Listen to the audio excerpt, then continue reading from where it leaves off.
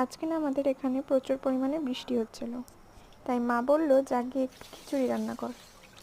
তাই আজকে প্রথমেই আমি খিচুড়িটা রান্না শুরু করে দিলাম। চলো খিচুড়িটা কীভাবে রান্না করলাম তোমাদের সঙ্গে শেয়ার করি।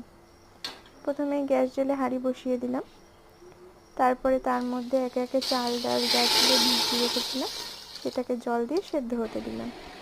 তারপরে সবজি যেগুলো ছিল ঘরের মধ্যে সেগুলোকে আস্তে আস্তে ভেজে নিলাম।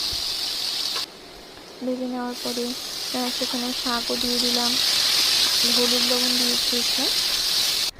এবার সেটাতে আস্তে আস্তে জল দিয়ে দিলাম, লঙ্কা দিয়ে দিলাম এবং তার মধ্যে ভেজে রাখা সবজিগুলো আর কিছু কাঁচা টমেটো ছিল সেটাও দিয়ে দিলাম।